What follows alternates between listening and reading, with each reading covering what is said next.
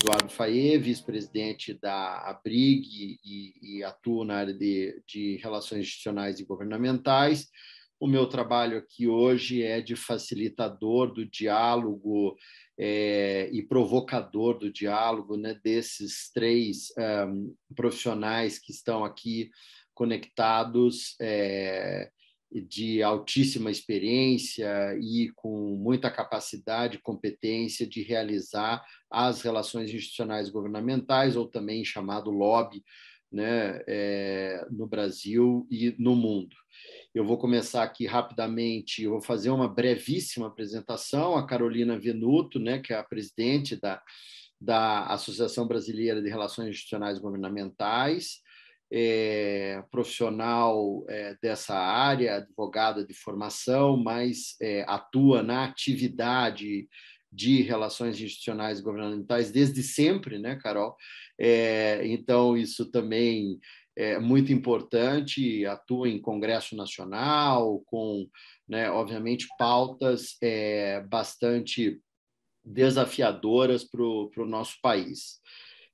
Apresento também aqui o Carlos Trindade. O Carlos Trindade é o reitor da Unialfa Fadisp, nosso parceiro aqui também na ABRIG, né, executivo já de grandes grupos econômicos mundiais, né, e multinacionais, nosso grande parceiro em ações, inclusive na estruturação de um MBA de Relações Institucionais e Governamentais e Compliance, o qual deve começar aí na metade do ano, final de junho, começo de julho, a gente já inicia as aulas desse MBA, que exatamente vai tratar desse assunto em que o nosso caríssimo ministro Navarro vai expor aqui as suas ideias, as suas questões, os seus aspectos mais importantes, que é a relação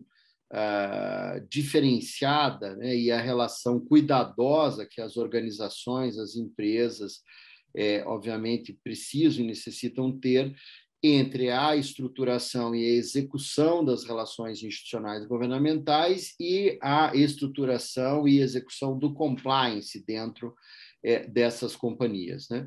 São dois temas que são fundamentais. Os dois temas aparentemente contraditórios, mas não o são, são complementares. Eles são dois temas e dois aspectos que são muito próprios de sistemas democráticos, né, e de países onde a democracia é o principal elemento, né, de condução dos aspectos políticos. Então, portanto, as empresas precisam olhar para isso com toda a atenção e gerenciar essa relação para que mantenha uma boa conversa, um bom diálogo, uma boa inter-relação de forma ética, de forma íntegra, né, como o compliance preconiza, com os agentes públicos, né? Não só com os agentes públicos, mas também com agentes privados, de representação de grupos de interesse, grupos de pressão, outros grupos econômicos ou setoriais. Então, isso é fundamental aí na nossa atividade e para o desenvolvimento e amadurecimento da democracia. Então, é exatamente esse é o bojo, né? Esse é o espaço de conhecimento, de troca, de diálogo que a gente vai realizar aqui na noite de hoje. Nosso webinar está agendado para a gente terminar às 20h30, tá? Então, a gente terá agora, eu vou passar na sequência a palavra para a Carolina Venuto, depois para o Carlos Trindade, e a gente inicia a exposição mais estruturada, mais detalhada do ministro Navarro na sequência. Então, Carol, sem mais delongas, eu gostaria de passar a palavra. Você seja super bem-vinda ao nosso webinar. Muito obrigada, Fayet. Obrigada ao professor Carlos, ao professor Navarro. Para mim é uma honra estar aqui com vocês hoje. Obrigada também aí a todos os nossos telespectadores, né, desse webinar.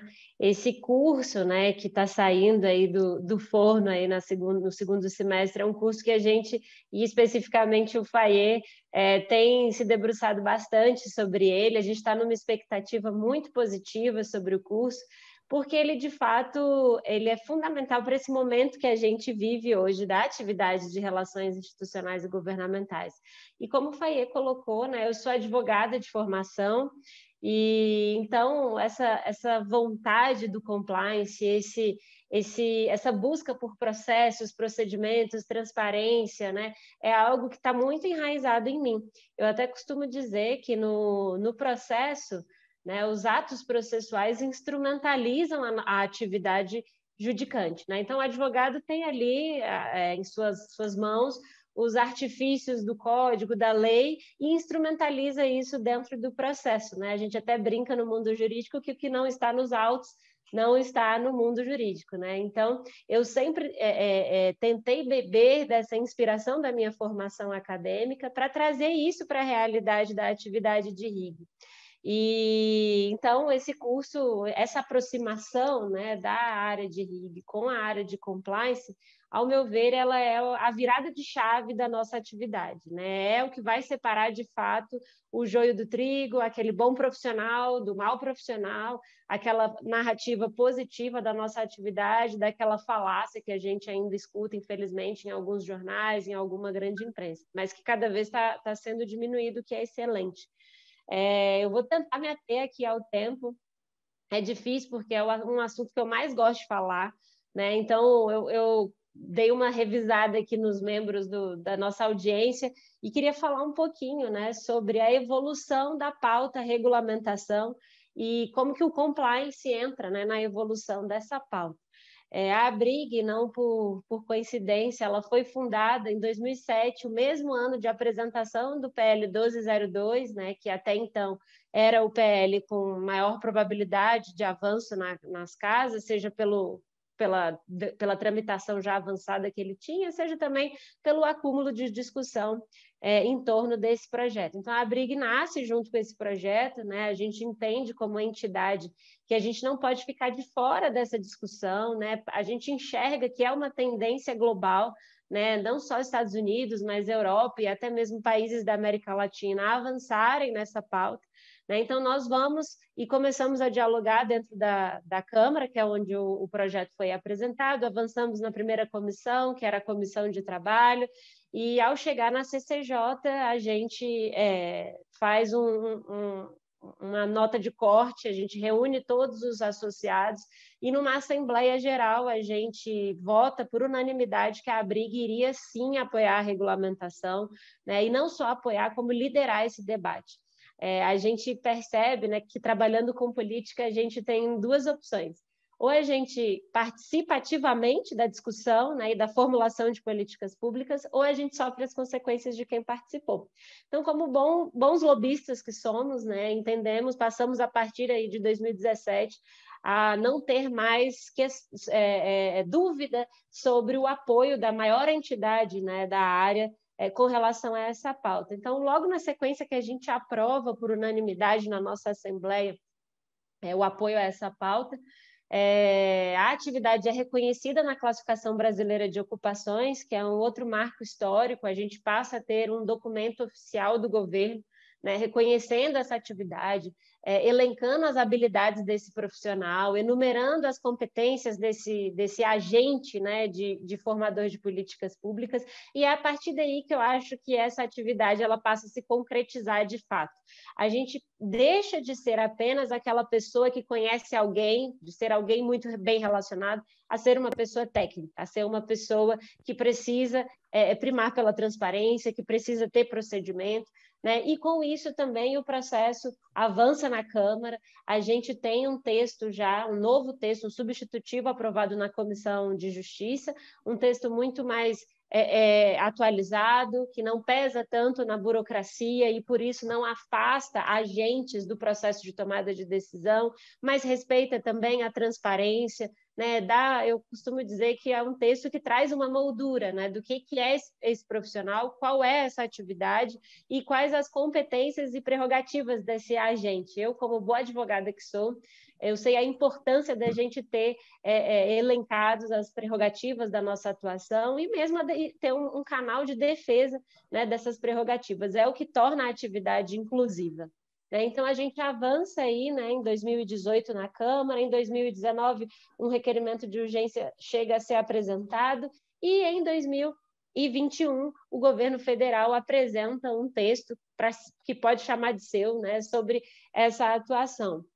Eu acho que tem um ponto importante aí dentro da Abrig, a gente percebe que a gente não venceria essa pauta apenas com a nossa vontade, então a gente percebe que não bastava apenas a norma legal, né? Então, por conta disso, a gente cria uma parceria com a ABNT e cria uma prática recomendada para a atividade de RIG. A gente entende que não adiantaria a gente crescer em quantidade, a gente precisava crescer em qualidade e que era nossa obrigação fomentar as boas práticas dentro dessa atuação, antes mesmo de uma norma legal. Então, a gente tem um passo muito importante em 2020, que é o lançamento dessa prática. Foi um processo super bacana, conduzido em parceria com a ABNT, onde a gente traz a expertise de normalização da ABNT, somado ao conhecimento técnico, né, dos nossos diretores e membros da comissão organizadora desse documento, e a gente cria o primeiro documento aí formal, realmente, recomendando, né, as boas práticas para a atuação em RIG. Esse projeto também fez uma escutativa da sociedade, foi feita uma consulta pública, então os nossos associados, ou mesmo a sociedade civil, pôde participar da construção desse documento, e até foi um feedback muito legal que a ABNT nos deu, porque a nossa prática foi a prática 01, né, em 2020. E em 2021, com a pandemia, eles utilizaram o mesmo modus operandi que foi utilizado no nosso projeto para aprovar outras práticas recomendadas que foram super importantes, como a utilização de álcool em gel, de máscaras. Então, foi um modelo que se mostrou eficiente também, né, pela ABNT nesse sentido de autorregulamentação do setor. Então, em 2020, a gente tem esse outro marco temporal importante nessa discussão. Em 2021, a gente lança o primeiro estudo da Abrig oficial, né? A gente apoiava a pauta, mas ainda não tinha nenhum documento oficial. Então, em parceria com o professor Manuel, da UFMG, o Pablo Cesário, da CNI, eu e outros colegas do Comitê de Regulamentação da Atividade da Abrig, a gente aprova e apresenta esse primeiro estudo da regulamentação da atividade no país. A gente traz exemplos de regulamentação ao redor do mundo, explica quais são os princípios indicados pela OCDE para que essa pauta avance, né, e o Brasil, enfim, possa ascender aí a esse seleto grupo de países. E a gente, ao final desse estudo, também apresenta uma carta de recomendação da Abrig para qualquer iniciativa que venha regulamentar a atividade. E, de fato, aí no final do ano, né, em outubro de 2021, a gente teve a oportunidade de descer a rampa do Palácio do Planalto, junto ao presidente Bolsonaro, com a entrega de um texto do governo que foi enviado ao Congresso Nacional, que é o PL 4391 de 2021.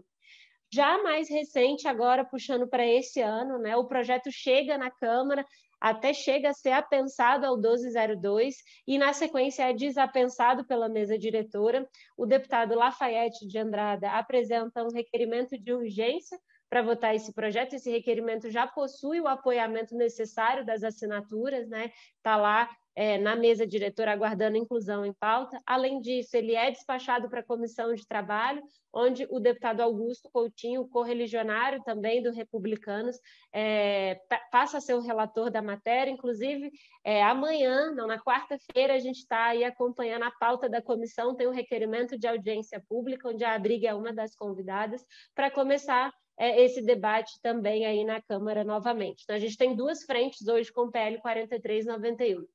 Uma é a votação direto no plenário e a outra é a votação na CETASP, a única comissão de mérito, e depois terminativamente na CCJ. Então, a gente está com dois braços aí importantes para o avanço dessa pauta, mas para além dessa tramitação legislativa, a gente também está impulsionando uma frente parlamentar em defesa do reconhecimento dessa atividade, né? Essa frente, ela depende de apoiamento, então convido aí todos os colegas que trabalham nessa atividade a contatarem os seus parlamentares, aos seus parceiros, aos seus stakeholders e sugerir que eles façam a adesão à frente parlamentar, onde a gente busca ser um canal não só a favor da regulamentação da atividade, mas também a favor de pautas que dizem respeito à transparência, acesso à informação, isonomia, né, no tratamento dos agentes tomadores de decisão e da sociedade.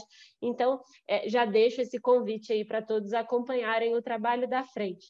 E, sem dúvida, um outro grande braço nosso, né, é a capacitação. Então, a ABRIG tem esse condão, esse canal, né, essa missão de capacitar não só os entrantes na atividade, né, como também aqueles que estão em transição de carreira, mas também trazer boas práticas, né, para o nosso ambiente. Eu vejo hoje um novo momento para a nossa atividade. Eu costumo dizer, inclusive, que eu sou mulher e sou jovem e estou à frente da maior e mais antiga entidade dos lobistas, né? Então, eu costumo dizer que eu sou a personificação de que o futuro chegou na nossa atividade.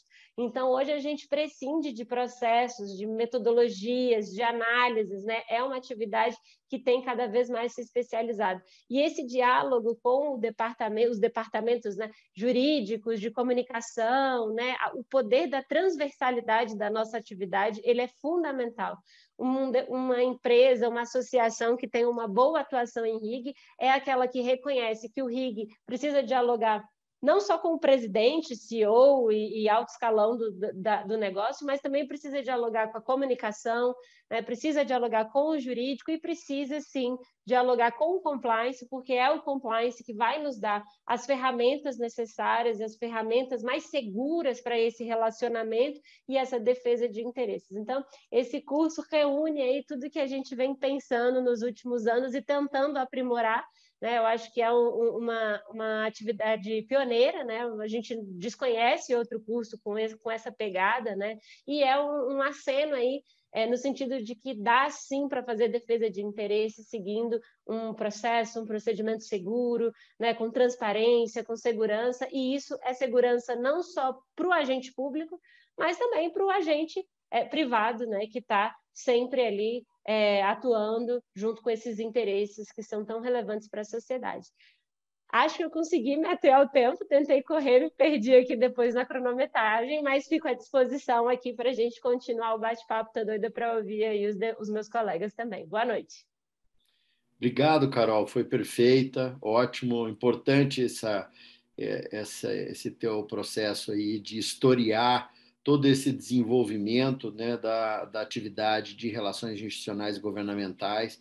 Isso é um fator fundamental, né? A gente não conhece um assunto se a gente não conhecer a história dele, como ele está sendo desenvolvido. Eu acho que você foi muito precisa, te agradeço demais aí a tua contribuição. Com certeza no debate a gente terá outras questões. Vou passar também aqui, sem mais delongas, ao nosso caro Carlos Trindade para fazer a sua fala inicial. Por favor, Carlos, seja bem-vindo. Muito obrigado pela sua participação. Obrigado, Faê. Obrigado, Carolina, pelas palavras, pela introdução. Acho que deu uma pincelada muito boa da evolução da atividade e dos desafios que ainda temos para regulamentar a atividade aqui no país. Aproveito para cumprimentar o ministro Navarro também. É uma honra dividir a plenária com ele nesse debate. Eu acho que a minha função aqui ela tem duplo chapéu. Ela tem um primeiro chapéu, que é o chapéu de educador, de fomentador e formador de profissionais para o mercado. A Unialfa é uma instituição de ensino preocupada em formar executivos e preocupada em formar profissionais preparados para lidar com as diversas nuances e desafios do mundo contemporâneo. E neste cenário, a gente encontra RIG como sendo um elemento chave para qualquer setor de atividade econômica. Não dá para nomear um setor hoje na atividade econômica que não dependa de uma interlocução governamental que não dependa de um entendimento mais amplo, não só das relações institucionais, mas eu vou um pouco mais longe, de relações com todos os seus stakeholders e com toda a base de influenciadores e suportadores ao negócio em específico. Nesse contexto, a Unialfa fez essa parceria com a Abrig, a gente está lançando esse programa de especialização, esse MBA, focado em aprimoramento e desenvolvimento de conceitos de RIG. Eu acho que, sim, é único no mercado, ele visa dar sustentação e dar elementos de como profissionais que atuam nessa área possam ter conhecimento e ferramental propícios para exercer as suas funções. O meu segundo chapéu ele está relacionado à experiência de empresário e empreendedor. Eu estou à frente de uma instituição de ensino, é uma vertical dentro de um grupo empresarial do qual nós fazemos parte, mas todas essas atividades também têm interlocução com o Ministério, com órgãos de classe, com até o Senado e com outras instâncias nas quais a gente precisa estabelecer benefícios, proteções, necessidades para cada um dos nossos segmentos econômicos e para cada uma das nossas atividades. Então, eu como empresário, eu tendo a dizer que a atividade de RIG ela é fundamental para a empresa. A empresa ela tem que ter um profissional de RIG no seu quadro, de forma que este profissional entenda não só o aspecto jurídico e seja capaz não só de antever processos e antever eventuais ações que possam vir a decorrer da estratégia da empresa, mas também desenvolver propostas de trabalho que visem a mitigar riscos e a expandir mercados. E, nesse contexto, pensando num cenário mais amplo, num cenário nacional, entra a nossa entrada como país na OCDE. A atividade de RIG está atrelada diretamente à atividade de compliance, mas também está dentro de um guarda-chuva maior, que é a atividade de governança corporativa. Todos esses temas estão interrelacionados do ponto de vista empresarial, institucional e até do ponto de vista nacional, porque, em última análise, o Brasil ele precisa se posicionar frente às oportunidades globais como país que possa suprir cadeias alimentares, país que possa atuar nas cadeias industriais de forma competitiva, país que possa atender demandas energéticas no extremo sul do nosso continente ou no continente inteiro sul-americano. Quer dizer, nós temos inúmeras oportunidades para as mais diversas atividades que vão desde mineração até a educação, onde a área de RIG é uma área que nos traz diferenciais competitivos, não só nacionalmente, mas também internacionalmente. Eu não vou me atrever a me estender, porque, obviamente, o ministro Navarro tem um domínio sobre esse tema, e eu estou mais do que ansioso para escutar as palavras que ele tem a nos passar. Como sempre, trabalhando em educação, eu me julgo um eterno aluno, então eu sempre prefiro escutar do que continuar falando. Com isso, eu agradeço, Faye, a oportunidade.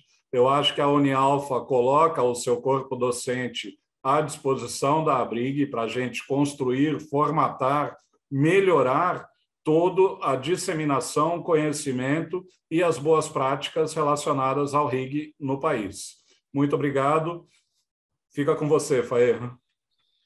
Muito obrigado, Trindade, pelas suas belas palavras e introdução. Você já aí começou uma provocação sobre a questão da OCDE, né, que é o principal tema que o nosso excelentíssimo ministro Navarro vai, com certeza, discorrer. Agradeço a tua participação e também, obviamente, essa oferta, né, ao mercado de uma capacitação, de uma formação tão robusta e tão importante para a nossa sociedade, né?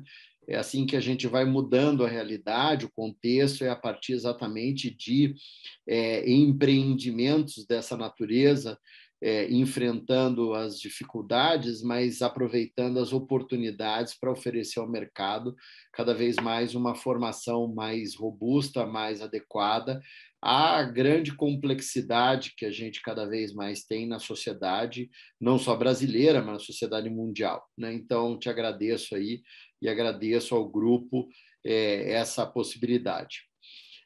Vou passar a palavra agora ao nosso caríssimo ministro Navarro.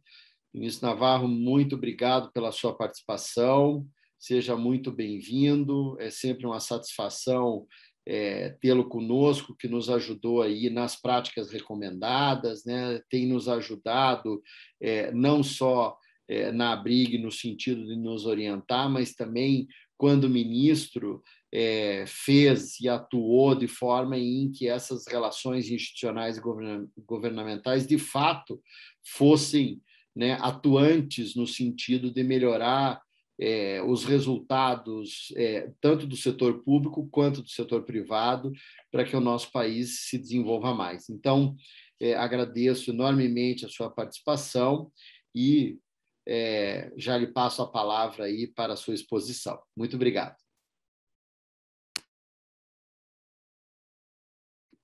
O seu áudio está... Pronto. Boa noite a todos, é um prazer estar aqui. Eu gostaria de agradecer muitíssimo a gentileza do convite, dizer que para mim é uma satisfação dialogar com a doutora Carolina Venuto, com o doutor Carlos Trindade, com o doutor Eduardo Fayet, né, pessoas pelas quais tenho admiração, e as falas que me antecederam da Carolina e do Carlos realmente foram muito importantes para o que eu pretendo falar, porque elas meio que demonstraram a trajetória de RIG no Brasil, né? Minha apresentação ela vai muito na direção de mostrar como a OCDE está vendo a questão de RIG, né, para os seus países membros e mesmo para países que não são membros, porque a principal recomendação relativa ao que eles chamam de lobby, né? A gente aqui, até o Márcio Cirino, né, teceu alguns comentários, algumas perguntas. Felizmente, né, e a gente não sabe muito bem a razão, talvez isso decorra de uma pequena confusão que se faz entre lobby e tráfico de influência, embora sejam coisas totalmente distintas, mas a palavra ficou, no Brasil, pelo menos, um pouco desgastada. Mas eu acho, inclusive, caso o Brasil venha a aderir, inclusive, à OCDE, acho que é uma possibilidade de que esse conceito seja recuperado, porque todos os países, né, de primeiro mundo que têm regulamentação de lobby usam a palavra lobby, né? Acho que a gente... Mas isso talvez seja o menos importante, porque o mais importante é, de fato, que se desenvolva a atividade, se regulamente a atividade, que a atividade sirva para dar voz a todas as pessoas que têm interesses a defender perante o governo, que é extremamente legítimo. A gente comentava aqui antes de começar, de fato, o seminário, eu comentava que, na minha apresentação, eu saliento muito que, na visão da OCDE, o lobby faz parte do jogo democrático, ele é importante para a democracia, né? Por isso, não há por que a gente ter qualquer receio, né, de utilizar essa expressão, ou utilizar a expressão RIG, ou utilizar defesa de interesses, ou seja, desde que seja algo transparente e equitativo, é uma atividade plenamente legítima, né? Eu também tenho, assim, lembrando o que falou a Carolina, eu tive muito prazer de dar uma pequena contribuição para a elaboração da norma da ABNT, das práticas recomendadas, E acho que muitas dessas recomendações vão ao encontro do que é o compliance e o que é a integridade. O professor Carlos Trindade disse que isso está sob um guarda-chuva maior, que é o guarda-chuva da governança corporativa. Eu concordo inteiramente.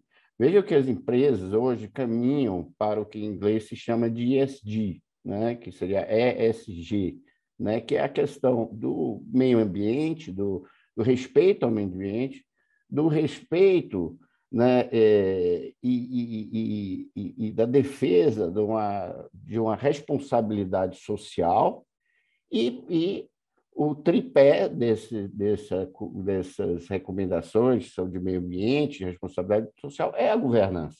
E na governança que nós vamos encontrar a integridade e o compliance.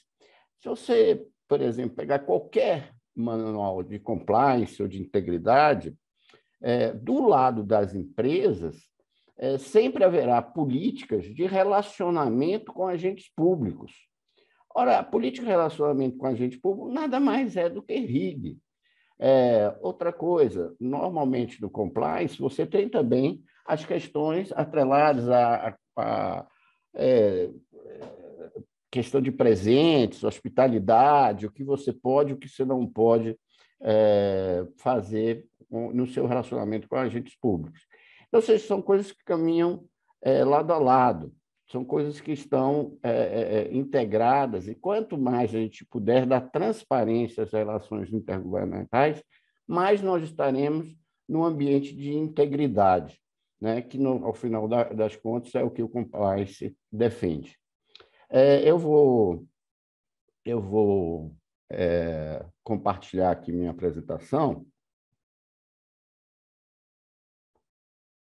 e não pretende me ater ao tempo que me foi destinado, mas vejam, a ideia é, sobretudo, falar então da perspectiva de RIG, né, de relações intergovernamentais, e compliance diante da integração do Brasil à OCDE.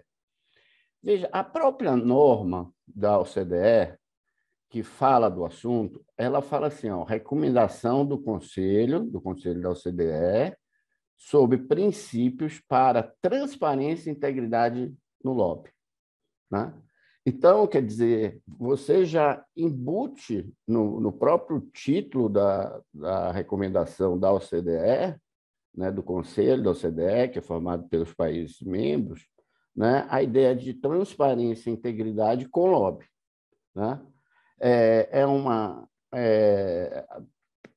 Aqui todos nós sabemos, né, que a OCDE é essa organização, né, organização de cooperação econômica e desenvolvimento, que nasceu de uma outra instituição que foi criada lá no início, logo depois do pós-guerra, em 1948, que era uma organização que visava a cooperação econômica europeia e muito mais objetivamente de como implantar o Plano Marshall, né, de recuperação da Europa.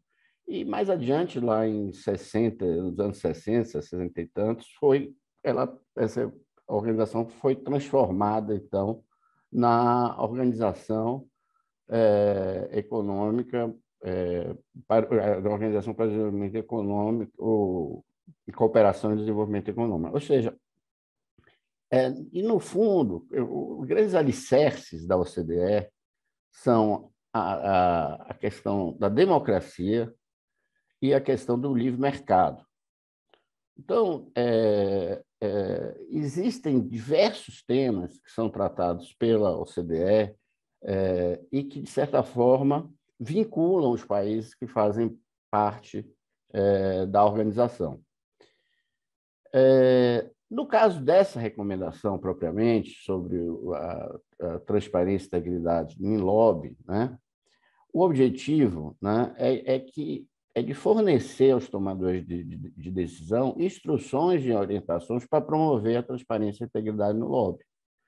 Os tomadores de decisão podem usar todas as opções regulatórias e políticas disponíveis, ou seja, não existe um modelo único, né? A própria Carol falou aí que que fizeram um estudo e mostraram como cada país dos que adotam a regulação do lobby trata a questão, né? Então, existem diversas opções regulatórias e políticas disponíveis para selecionar medidas, diretrizes ou regras que atendam às expectativas públicas de transparência e integridade.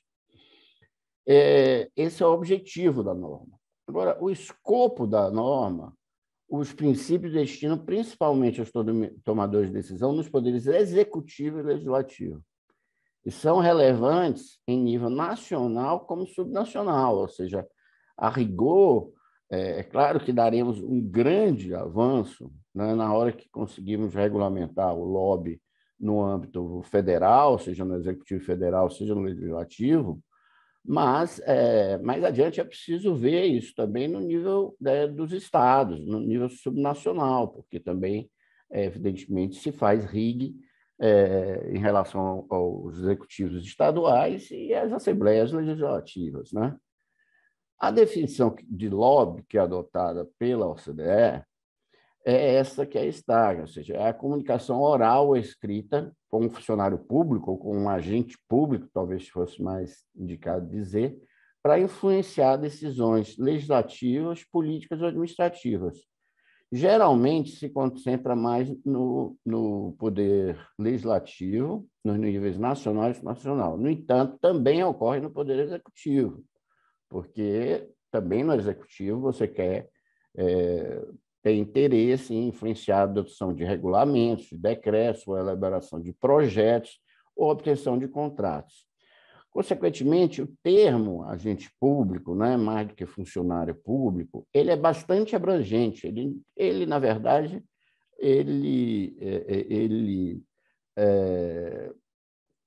estão abrangidos nesse termo todos os servidores públicos, todos os empregados públicos, ou seja, qualquer pessoa que detenha um cargo público, eletivo ou não, nos poderes executivo e legislativo.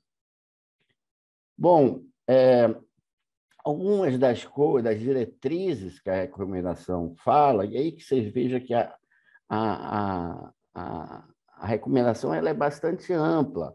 Ela, de fato, ela enuncia princípios.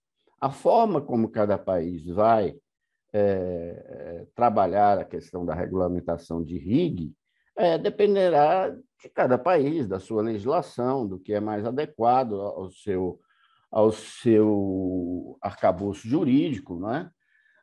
Desde que é respeitado esses princípios, se você quer, de fato, aderir à recomendação da OCDE. Então, alguns desses princípios é que os países devem proporcionar condições de atuação equitativas, né, concedendo a todas as partes interessadas acesso justo e equitativo ao desenvolvimento e implementação de políticas públicas. Isso daí é o fundamental que a gente precisa ter quando se pensa em regulamentar o lobby. Por que a gente quer regulamentar o lobby? Não é por uma questão corporativa, é por uma questão de que o lobby bem regulamentado, ele aumenta a transparência, ele melhora as condições de atuação equitativa das partes, né? Ele também, como eu disse, ele vai ao encontro das políticas de integridade e de compliance, ou seja, não é uma mera, vamos dizer, vontade de um determinado setor, mas ele se insere na visão, inclusive, da própria OCDE, na questão da governança, tanto que quem primeiro estudou a questão do lobby na OCDE foi justamente o Comitê de Governança, fazendo um levantamento há vários anos atrás, antes mesmo dessa norma, que é de 2010, fazendo um levantamento do que existia nos países membros da OCDE e como a questão era tratada. E daí também para lançar uns guidelines de regulamentação do lobby, até que se chegou na recomendação. Então, as regras e diretrizes sobre lobby ou sobre RIG devem abordar as preocupações de governança relacionadas às práticas de lobby e respeitar os contextos sociopolíticos e administrativos de cada país, de cada nação.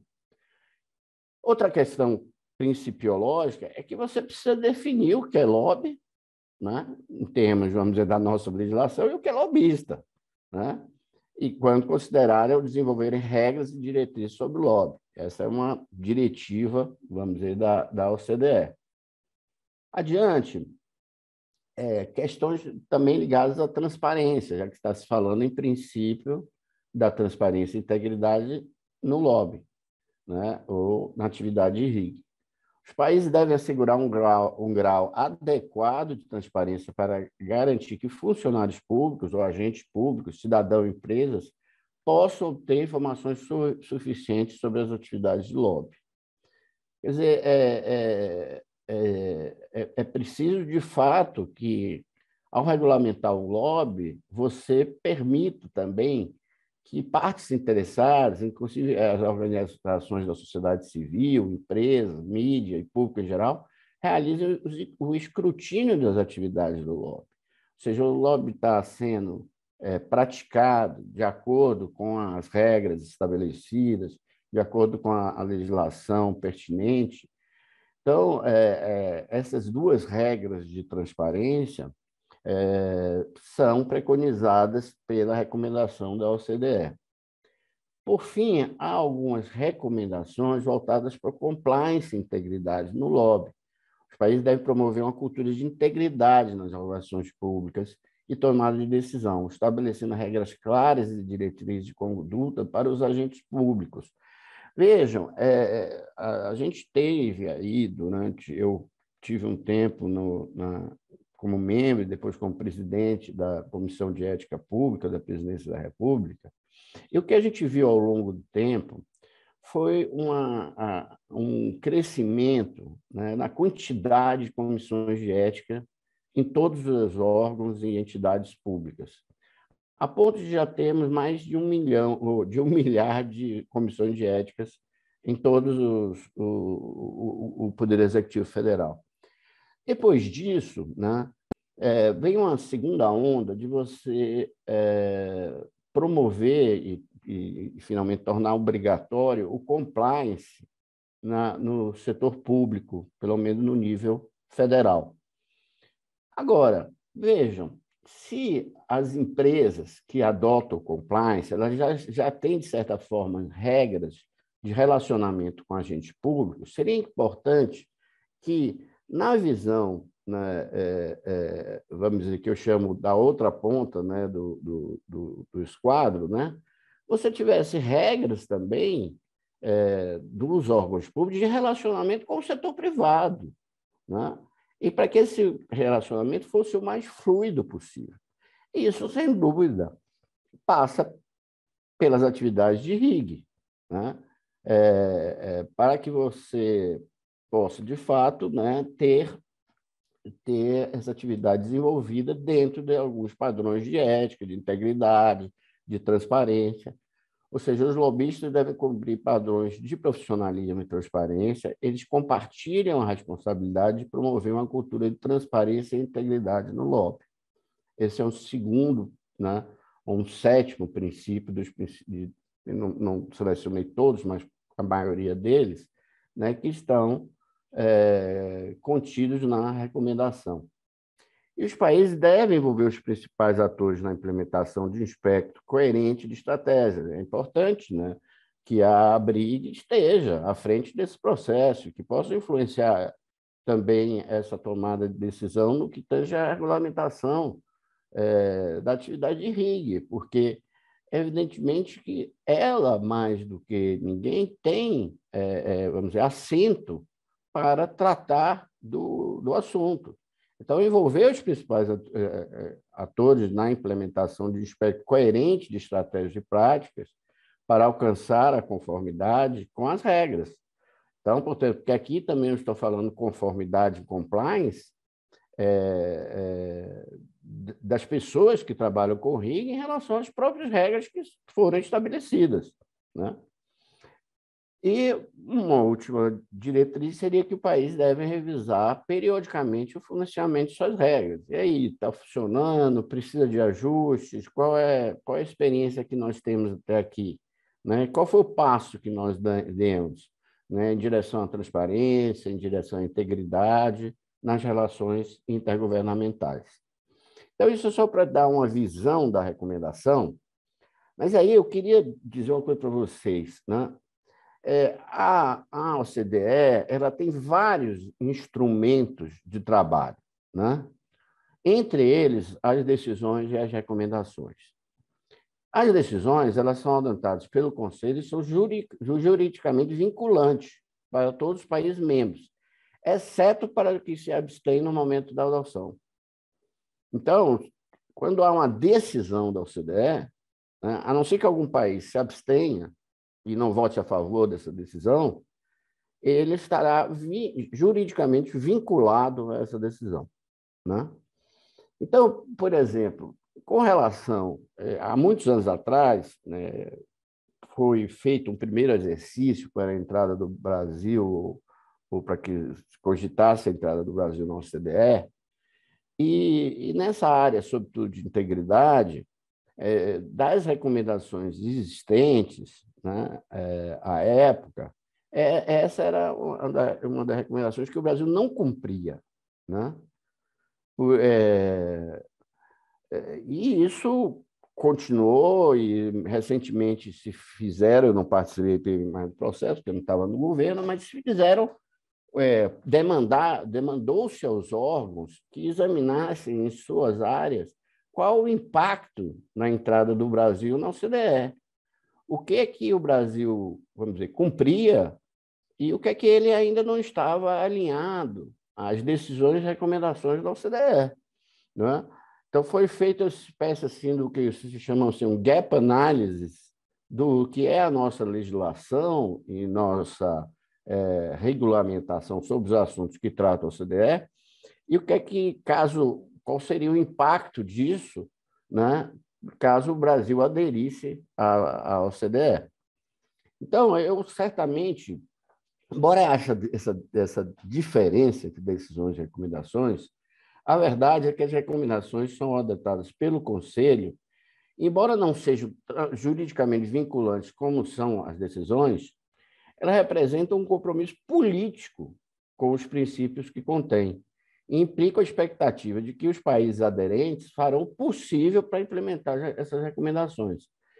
Porque na hora que sai uma recomendação pelo Conselho, né, os países devem aderir ou não a essa recomendação.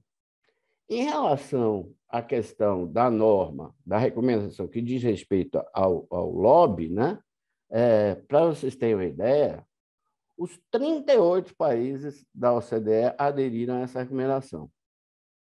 Todos os 38, desculpem se está em inglês, mas acho que dá para facilmente reconhecer os países, né? Então, tanto a Austrália, como a Áustria, como a Bélgica, como o Canadá, como o Chile, como a Colômbia, como Costa Rica, como a República Tcheca, Dinamarca, Estônia, Finlândia, França, Alemanha, e por aí, e vai mais adiante, até chegar nos 38 países, são aderentes à recomendação sobre transparência e integridade no lobby, né? Isso significa que há uma expectativa de que esses países venham a regulamentar o lobby. Embora, hoje em dia, você tem aí pouco mais da metade dos países que ainda não têm uma regulamentação específica, você vê avanços também na adoção de regras de transparência. Você vê outras legislações que também são interessantes, importantes para que você chegue a uma regulamentação do lobby. Você veja que o Peru, apesar de não ser membro da OCDE, ele resolveu aderir à resolução, né? Como o Brasil também poderia ter aderido, embora não tenha, né? Mesmo não sendo membro da OCDE. O quadro hoje, mas você veja, essa resolução que é, né, da OCDE, ela é de fevereiro de 2010, né? Então, aí você vê que, de 2010 em diante, houve um aumento importante do número de países com regulamentação do lobby. Você veja o México, a Eslovênia, a Áustria, a Itália, a Holanda, os Países Baixos, o Chile e o Reino Unido adotaram sua regulamentação após a recomendação da OCDE. Então, você veja a importância que é dada a esses instrumentos, né? Que, como eu reproduzi assim, podem até não ser instrumentos juridicamente vinculantes, mas eles são politicamente relevantes. E o fato é que a gente deve ter, agora novamente, porque a OCDE lançou uma publicação que trata do lobby no século XXI, né? E na qual eles também falam de que pretendem influenciar os países aderentes que ainda não possuem regulamentação de lobby que o façam. É claro que muitas vezes a coisa demora mais do que a gente quer, né? Porque nós mesmos já estamos nessa trajetória, né? O Faye e a Carolina sabem disso muito bem, já há muitos anos, né? Mas é isso, porque depende do Congresso, porque depende do governo, depende da concertação de vários atores e stakeholders, né? Outra coisa que é interessante, né, que esse estudo da OCDE aponta, é que o lobby ele é bastante concentrado. Esse estudo aqui é um estudo americano, né? Feito com base, vamos dizer, na divulgação dos próprios agentes lobistas e a atuação dessas pessoas perante o Congresso americano. Então, você veja que 6 setores concentram mais ou menos 90% de tudo que é gasto em RIG ou lobby no mundo, né? Então, são o setor farmacêutico, o setor eletrônico, o setor de seguros, o setor imobiliário, o de negócios, né? Business Association, e de óleo e gás. E mesmo dentro desses setores, há uma concentração também relevante, porque você veja que, por exemplo, no setor farmacêutico, as 10 empresas que mais investem respondem por 35% de tudo que é investido em lobby. Mas já no setor imobiliário, as 10 pessoas jurídicas que mais investem respondem por 81% do que é investido, né? Quer dizer, são números significativos que mostram que setores mais organizados, né, conseguem investir mais em relações intergovernamentais. Por isso que a própria regulamentação do lobby ela é importante, porque ela vai dar maior visibilidade para isso, né? Coisa que não se tem hoje. Então, você consegue fazer um estudo desse porque você dá transparência às relações intergovernamentais, senão você não teria como ter esse tipo de gráfico, né? Veja, por exemplo, na União Europeia, né, a atuação junto ao Parlamento Europeu em Bruxelas, né? Então, veja os assuntos que são mais discutidos, né? Ou seja, porque os parlamentares, né, da União Europeia, do Parlamento Europeu, eles são obrigados a divulgar suas audiências. E, diferente de outros países, né, eles, de fato, cumprem isso, né? O que no Brasil, infelizmente, nem sempre é o caso, apesar disso já estar previsto há muito tempo, tanto na Lei 2.813, que é a Lei de Conflito de Interesse, como em normas internas da Comissão de Ética Pública da Presidência da República. Mas você vejam, no Parlamento Europeu, economia digital o assunto para o qual foram pedidas mais audiências junto ao Parlamento, né? Então, assuntos como euro e mercado financeiro, sobre trabalho e crescimento, né? E por aí vai. Quer dizer, novamente, você só tem esse tipo de levantamento porque você lançou luz sobre a atividade, né? Você lançou luz sobre o que é o relacionamento intergovernamental. Então, quer dizer, Se você não faz isso, esse é um levantamento feito pela Transparência Internacional. Envolve, eu não me lembro o nome exato, mais de 20 mil audiências realizadas pelos parlamentares europeus. Por fim, eu vou só ter mais uns poucos slides para falar sobre essa questão da visão do lobby no século XXI, segundo a OCDE. Né? Então, aquela ideia de que eu falei, né, de que o lobby, como forma de influenciar e informar os governos, ele faz parte da democracia há pelo menos 2 séculos e continua sendo uma ferramenta legítima para influenciar as políticas públicas. No entanto, traz riscos de influência indevida. E por isso que ele precisa, então, ter regras. Né? Parece uma coisa assim tão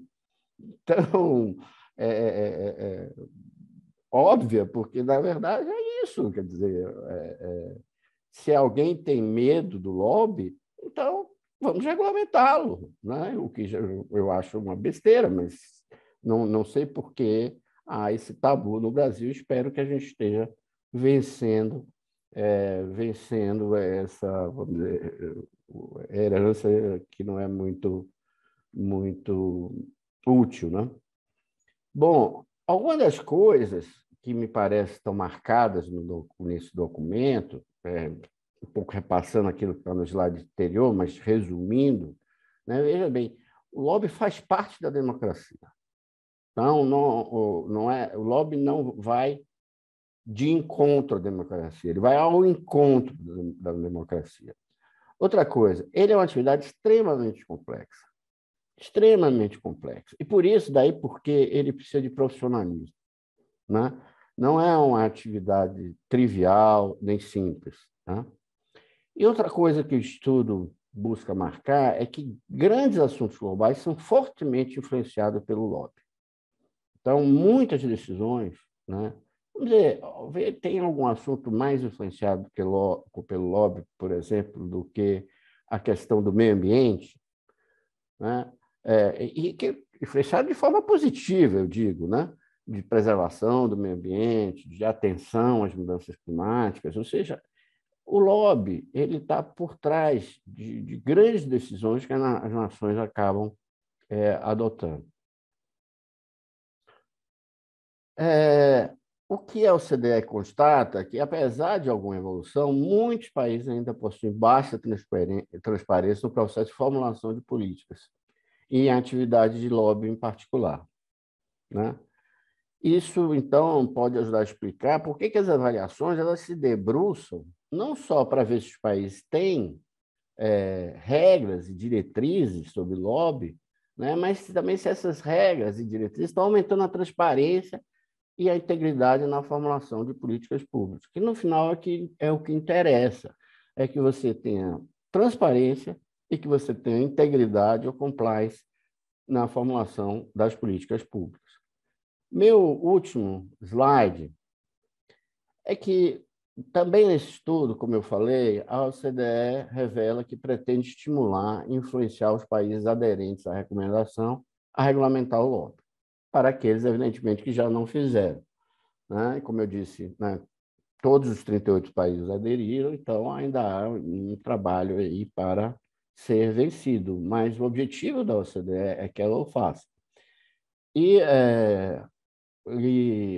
eu posso dar o meu depoimento em relação à lei anticorrupção. Né? Tudo bem que, na questão da lei anticorrupção, o Brasil aderiu à Convenção da OCDE e essa convenção ela é juridicamente vinculante, né? Uma vez que o Brasil aderiu e foi ratificado pelo Congresso e promulgada por decreto. Mas ali, na OCDE, você vê como os atores se mexem e como pressionaram o Brasil para que nós tivéssemos a lei anticorrupção. Porque, afinal de contas, nós assumimos um compromisso internacional de ter uma lei anticorrupção que punisse empresas pela prática de suborno transnacional e, mais abrangentemente, pela questão da corrupção de modo geral. Então, eu acho claro que, se o Brasil ingressar na CDE, provavelmente ele será demandado a assinar a recomendação, né? Vai estar no pacote do que o Brasil terá que considerar caso queira, né? Porque, na verdade, quer dizer, é um ambiente de mão dupla, né? O Brasil tem que querer e a OCDE também tem que querer, né? Para que a gente possa ingressar, as duas coisas têm que acontecer. E a gente não pode se iludir e achar que não terá que fazer alguns ajustes na nossa legislação, caso de fato seja essa a pretensão. E, então, eu acho que será, vamos dizer assim, um reforço na necessidade de que a gente regulamente o lobby, caso o Brasil venha a ingressar na OCDE. Bom, essas eram minhas considerações, espero que tenham sido claras, e fico aqui à disposição para perguntas ou debates, conforme o Dr. Fayet recomende aí. Muito obrigado. Ministro Navarro, eu que agradeço a excelente exposição.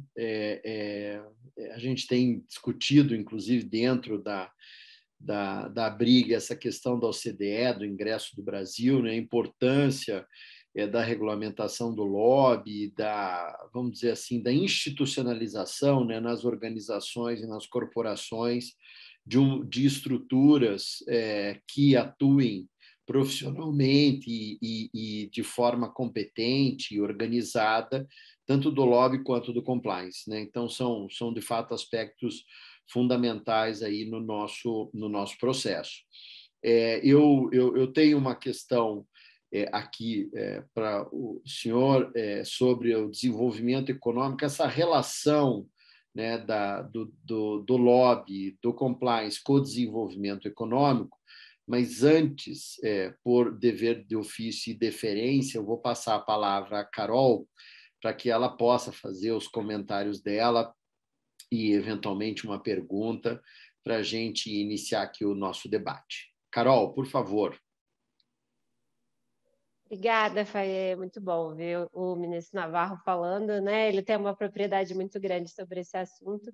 Eu queria, antes de endereçar uma pergunta para ele, fazer um ajuste aqui de nomenclatura, que eu vi que teve um colega que perguntou aqui no chat, e eu acho que vale a pena a gente esclarecer esses diversos nomes, né, que a gente chama a nossa atividade. Eu também não vejo problema nenhum em ser chamada de lobista, eu, inclusive, me apresento como lobista em muitas circunstâncias, mas a gente tem hoje a divisão de, acho que, 3 nomenclaturas que são mais faladas, né? O lobby, a atividade de RIG e o tal do advocacy também, que se você é do terceiro setor, você não se diz lobista, você se diz relações públicas ou agente de advocacy. E eu gosto de reforçar que o governo nos reconheceu como relações institucionais e governamentais. Então, esse, na verdade, é o nosso nome oficial. E, no meu entendimento, eu não uso só esse nome porque o termo lobby já tem uma conotação pejorativa, o que de fato acontece, mas porque esse nome ele é muito maior do que o termo lobby ou mesmo advocacy, né? Eu costumo dizer, inclusive, que o lobista é um mensageiro. E o profissional de RIG, ele constrói a mensagem, né? Então, assim como a pessoa que faz advocacy também, a atividade de advocacy está dentro dessa manifestação completa que é relações institucionais e governamentais. E aí, fazendo um gancho com relação a isso, e até ao que o ministro Navarro nos trouxe, um dos pontos que a gente, estudando o PL do governo 4391, um dos pontos que nos chamou a atenção e que parece preciosismo, né, mas eu acho que pode gerar uma interpretação equivocada, é que o governo reconheceu essa atividade como agentes de representação privadas de interesse.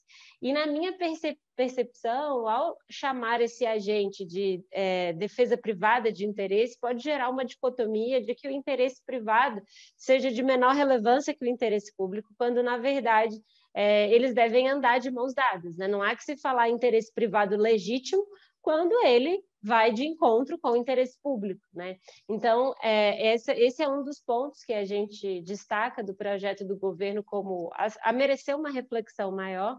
E aí eu queria aproveitar a oportunidade para endereçar essa reflexão ao ministro Navarro, se ele se o senhor, professor, se chegou a analisar o projeto do governo, se tem algum outro ponto de destaque que acha que deveria ser aperfeiçoado dentro da perspectiva do que nos coloca a OCDE, né? Reforçando que a OCDE ela traz esse caráter mais principiológico, mas acho que como estudioso aí do assunto, se tem algum outro tema, outro highlight que nós aqui como agentes e lobistas dessa causa precisa se preocupar aí na discussão do assunto pela frente. Posso falar? Não, veja, eu cheguei a ver o projeto, né? Acho que esse ponto que você traz é importantíssimo, Carolina, porque não é isso que a gente defende, né? Acho que a questão de relações institucionais e governamentais expressa muito melhor o que deve ser a regulamentação do lobby. Então, assim, não me ocorrem outros pontos que eu gostaria de destacar, ou mesmo ter alguma reserva. Acho que o projeto é um projeto bom, né? E é um passo importante na direção. Agora, evidentemente que vocês, né, na ABRIG, né, têm autoridade para propor emendas e alterações, né, ao texto encaminhado pelo governo, né? Porque, evidentemente, estão muitas vezes é isso, né? A gente, quando está no governo, às vezes a gente acha que entende todos os assuntos, né? Quando, na verdade, é importante que abrir sempre o diálogo, né, para ouvir, né, sobretudo os principais atores em determinada área, como, aliás, foi preconizado aí nos princípios que eu acabei de enunciar da recomendação da OCDE. Maravilha. Carlos, eu gostaria de passar a palavra a você para algum comentário, alguma questão ao ministro Navarro, e depois a gente tem aqui uma questão, inclusive, também do Márcio Cirino, sobre a questão aí da adesão, né, do Brasil ao OCDE. Por favor, Carlos, fica à vontade. Obrigado, Faê. Ministro, eu me preocupo quando eu entendo a complexidade do ambiente que nós vivemos hoje, tanto complexidade do mundo empresarial, empresas nacionais e multinacionais que buscam investimentos aqui no nosso território. E, em contrapartida, a gente também tem uma preocupação com a defesa de soberania nacional. Eu vou dar um exemplo recente de um fato de uma visita que nós tivemos. Elon Musk esteve aqui no país, conversou diretamente com o presidente da República, fez proposições que podem ser debatidas por todos os lados possíveis, mas o fato é que um conglomerado multinacional se mostra interessado em aportar tecnologia, apoiar processos de monitoramento ambiental, núcleo do ESG sendo desenvolvido aqui no nosso país, além de reforçar disseminação de acesso à internet para uma região tipicamente remota do nosso país. País este quase que continental. Esse tema, como a gente poderia encará-lo num aspecto mais estruturante de construção de políticas públicas face à aplicação de práticas de RIG? Olha, a única coisa que eu sei sobre a visita do Musk ao Brasil é o que sai nos jornais, né? Na mídia de modo geral.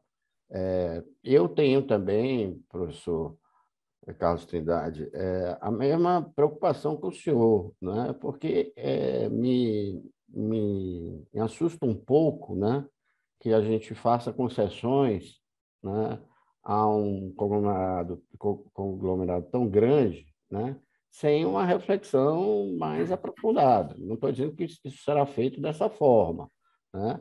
Mas, né, a questão de monitoramento por satélite e mesmo expansão da internet, do acesso à internet para, vamos dizer, regiões menos povoadas ou mais remotas, passa também por uma questão de soberania, né? Porque, né, na verdade, nós estamos sofrendo um escrutínio, uma vigilância, né, de um grupo econômico internacional. Então, acho que seria importante se o governo, né, realmente pretende fazer o que foi anunciado nos jornais, deveria se abrir né, algum tipo de audiência pública para que as pessoas possam opinar e saber o que é que está acontecendo. Existem também profissionais de IG que podem estar defendendo essas ideias, ou existem outros que possam também ter a defesa, né, de, vamos dizer, de interesses antagônicos, né? Então, eu acho importante que se discuta um pouco mais aprofundadamente esse assunto. Esses assuntos são assuntos muito relevantes e não fica muito claro para mim o que é que vai se fazer na questão ambiental. A verdade é que o Brasil já tem satélites e monitora vamos dizer, o desmatamento, entre outros queimados, entre outras questões. Não ficou muito claro, talvez, porque realmente a visita dele foi muito rápida, e o que se pôde captar é o que aparece nos jornais, né? Não sei, assim, de uma forma mais detalhada, o que é que se pretende fazer. Maravilha. Ministro Navarro, eu gostaria de falar aqui a pergunta do Cirino. O Cirino coloca que estamos num ano eleitoral, né, e poderemos ter mudanças, né, na continuidade do governo, obviamente com a mudança de quem se elegerá aí em 2022. E aí ele coloca, caso haja uma mudança, existe uma chance, ele usa a palavra retrocesso na adesão do Brasil ao CDE, e com isso, eventualmente, poderíamos perder a questão da regulamentação do lobby ou não? O que o senhor acha? Olha, eu acho que lá atrás, estou falando aí de 2010, por aí, o Brasil foi convidado a ingressar na OCDE. E a verdade é que o governo de então não tocou essa proposta, né? Havia sempre um debate dentro do governo se nós queremos ser o primeiro dos últimos ou os últimos dos primeiros, né? É mais ou menos assim que se coloca a coisa, né? Então, nós vamos liderar o mundo em desenvolvimento ou vamos ingressar na OCDE e nos aliar aos países mais desenvolvidos? Quer dizer, essa sempre foi um debate. Pode haver retrocesso? Eu acho que pode. Agora, não estamos mais no mesmo momento do que em 2010 ou antes disso. Nós estamos num momento diferente. E, sobretudo, em relação à regulamentação do lobby, eu acho que, independente de qual seja o governo, isso deve andar, tá? Independentemente se o governo continue o que está ou se venha a mudar, eu acho que a tendência é de que isso realmente... Porque é verdade que, em grande medida, né, há uma certa visão até de que que o lobby já deveria ter sido regulamentado, que se ele tivesse regulamentado, muitas das coisas que ocorreram e acusações que foram levantadas contra políticos, parlamentares e tal, talvez não tivesse ocorrido nessa intensidade, né? Se tivesse uma maior transparência de diálogo entre o setor público e o setor privado. Então, assim, mesmo que haja vamos dizer assim, uma demora maior para ingressar na OCDE, eu acho que isso não vai afetar diretamente a regulamentação do lobby. Eu tenho esperança de que se regulamente o lobby, independentemente do ingresso da OCDE. Agora, é fato que, ingressando na OCDE, como diz o próprio Márcio Cirino, né, você, né, teria, como ele usa a expressão importante, aliado para a regulamentação do lobby, isso realmente é verdadeiro. Legal. Eu gostaria de colocar uma questão que sempre está nesse debate que o senhor comentou, que é essa questão aí do desenvolvimento econômico, né? O senhor citou aí sermos o último dos desenvolvidos ou o primeiro dos em desenvolvimento, né, desses grupos, né? A OCDE é uma organização a qual o seu principal slogan, né, são melhores políticas públicas para uma vida melhor, né? Exatamente esse é o slogan da OCDE, né? A grande linha de desenvolvimento e valores e princípios que eles utilizam. E essa discussão de desenvolvimento sempre é uma questão que paira em todos os países que ali querem ingressar, né? E a minha pergunta é exatamente essa: qual que é a sua visão quanto a essa questão, né, do ingresso do Brasil e a possibilidades, as oportunidades de desenvolvimento econômico, mas colocaria uma pequena pimenta aí, né, perguntando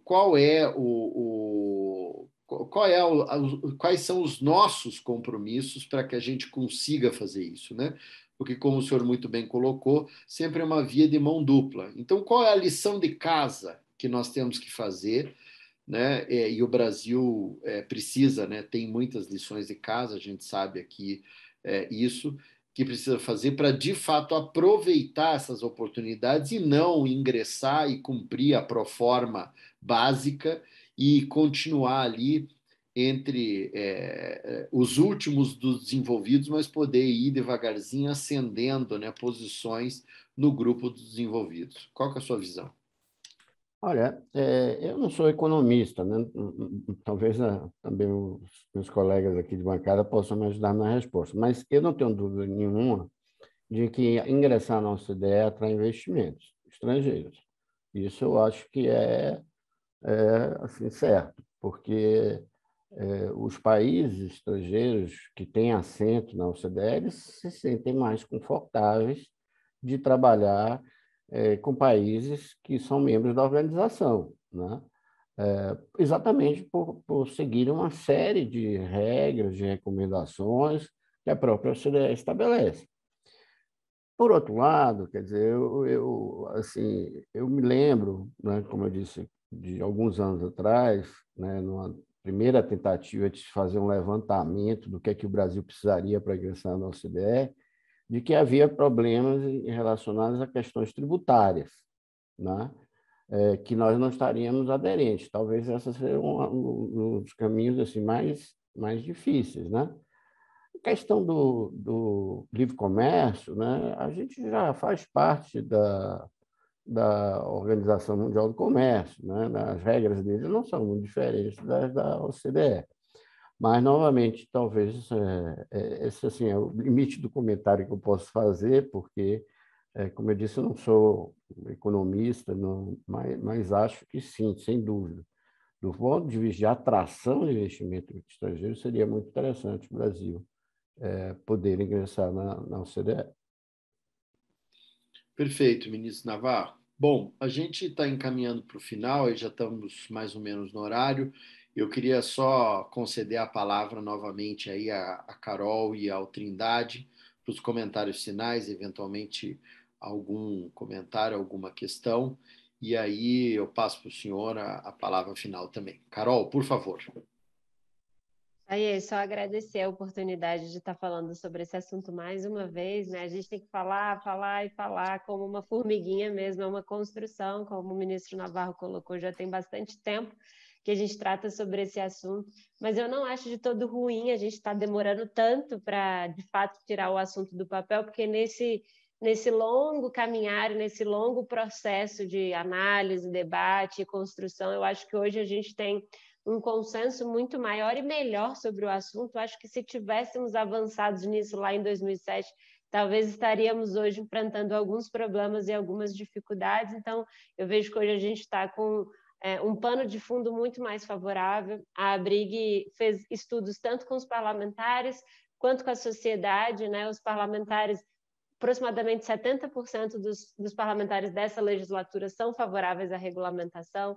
O Instituto Data Senado, que fez essa pesquisa, né, em parceria com o professor Manuel, apontou que quase 70% também, até é engraçado que o número foi bem próximo do outro, da sociedade entende e concorda com a regulamentação. Então, a gente está chegando num momento que não vai ter outro jeito, né? A gente, de fato, vai avançar nisso. Então, agradecer a oportunidade e, óbvio, que eu não poderia deixar de convidar todos os presentes para se associarem à ABRIG, conhecerem a nossa produção de conteúdo, né, a nossa capacitação. Então, também se inscrevam no curso da FADISP, vai ser uma ótima oportunidade aí de aprimoramento das suas técnicas, do seu conhecimento nessa área, que hoje tem uma infinidade de ferramentas à nossa disposição para poder melhorar a nossa atividade. Então, agradecer e deixar aí o convite para todo mundo. Um abraço, brigadíssimo, ministro Navarro, professor Carlos Trindade e Faê. Eu que agradeço, Carol, como sempre, se contribuindo de forma fundamental aí ao nosso debate. Muito obrigado. E a ABRIG sempre oportunizando esse diálogo, né? Eu acho que a ABRIG é a entidade a qual mais promove um diálogo democrático, um diálogo com autoridades, né, de várias tendências ideológicas, de várias correntes políticas, e isso, de fato, faz com que a gente vá amadurecendo o processo de melhoria da nossa democracia, né? A gente vá ficando com mais condições de ser um país membro da OCDE, como você destacou. Muito obrigado. Trindade, por favor. Antes de mais nada, agradeço pela oportunidade de estar aqui numa bancada tão seleta. Agradeço as palavras da Carol. Obviamente, a gente entende e tem a ABRIG como uma entidade de extrema atividade no que tange a melhoria e a transparência do ambiente econômico nacional. A gente sabe do trabalho que a ABRIG faz para não só regulamentar a atividade de lobby, mas também para potencializar e, na verdade, mostrar os benefícios dessa atividade para a sociedade como um todo. Quero agradecer ao ministro Navarro por toda a explanação que ele nos deu do cenário OCDE e como o Brasil está inserido nessa conjectura de disputa para a entrada como país membro. É uma briga de longo prazo, quer dizer, a gente sabe que isso na comunidade empresarial é um anseio nosso já de longa data, porque abre portas para novas oportunidades de negócio, novas oportunidades de comércio exterior, novas oportunidades de desenvolvimento tecnológico, inclusive, nos mais diversos ramos. E eu não poderia deixar de mencionar, a exemplo do que foi apresentado na apresentação do ministro Navarro, setores nacionais que investem de forma pesada em RIG, como o setor energético, o setor farmacêutico, setor automobilístico, o próprio setor imobiliário, o real estate nosso, ele é muito atuante nisso também. O próprio setor financeiro nosso, de longa data, tem uma participação muito grande na construção de cadastro positivo e uso de informações pessoais, mas a gente está vendo que com a transparência do cenário econômico nacional, com a melhoria da regulamentação e a maturidade do ambiente socioeconômico nacional, as atividades de RIG elas começam a despontar como atividades de ponta e começam a se destacar dentro das empresas, fazendo com que as empresas entendam a necessidade e busquem formar e capacitar os seus profissionais. Então, eu acho que esse webinar ele trouxe um debate rico, ele trouxe ideias desafiadoras e até algumas provocações para os profissionais que atuam com RIG, e eu só tenho a esperar e convidar a todos que venham para o nosso curso, para a gente poder debater mais sobre esses temas, enriquecendo a produção e melhorando a qualidade do nosso profissional, tanto nas empresas quanto no governo. Obrigado, Faê. Perfeito, Trindade. Obrigado pelas tuas palavras, por disponibilizar a instituição. A formação de profissionais é fundamental para a nossa área, como é para o Brasil como um todo, né? Eu lido com a área de tecnologia, e a área de tecnologia é uma área que tem um déficit enorme de profissionais no Brasil, né? Então, formar pessoas é um desafio permanente, constante, que tem que ser feito com muita perseverança e persistência até, né, no sentido da gente conseguir ter gente capacitada para atuar aí nessas áreas em que a gente está desenvolvendo no nosso país. Ministro Navarro, por favor, as suas considerações finais e as suas palavras finais. Na verdade, eu tenho pouca coisa a dizer, só mais agradecer mesmo, mais uma vez, o convite, né, o privilégio de poder conversar com a Carolina Venuto, com o professor Trindade, com você, Faê, e dialogar um pouco também com a audiência, né, e dizer o seguinte: eu sempre me expresso de uma maneira otimista, não só sobre esse assunto, mas sobre diversos outros assuntos pelos quais o Brasil passa e precisa melhorar, avançar, porque, na verdade, quer dizer, o pessimismo você já tem, né? Então, não adianta ficar com ele, é melhor você... E, nesse caso, eu acho que é um otimismo, né, de que não é um otimismo desprovido de fundamento, né? A própria Carolina, ela traçou aí um quadro que mostra que realmente a ideia está bastante madura, né? Mesmo que haja alguma renovação no Congresso, não se conseguir aprovar nada ainda nesta legislatura, acho que é difícil que você não tenha apoio para essa proposta. Então, minha palavra final é essa e muito obrigado pela oportunidade. Ministro Navarro, nós é que agradecemos a sua disponibilidade, né, com toda a agenda que o senhor tem e com essas palavras, essa apresentação tão clara, tão objetiva. Isso é muito importante, né, nesse nosso assunto, que é um assunto sempre meio espinhoso, né, e bastante complexo. Então, isso é fundamental. Agradecer todo o apoio que você tem dado à instituição e a nossas iniciativas de formação, porque isso é fundamental. Convido a todos aqui, agradeço a todos os participantes, né, todos que colocaram perguntas, comentários aqui, Flávia, Cirino, o professor Rodrigo, enfim, todos que fizeram aqui algum tipo de manifestação, porque é exatamente isso que a gente busca, é o diálogo e a ampliação desse tema de uma forma estruturada para o nosso querido Brasil. Agradeço a todos, muito obrigado, teremos com certeza novas oportunidades e desejo a todos uma excelente semana, né, e um ótimo mês e ano para nós aí, desafiador, que está por vir. Um grande e forte abraço. Obrigado, parabéns a todos. Parabéns, tchau, tchau.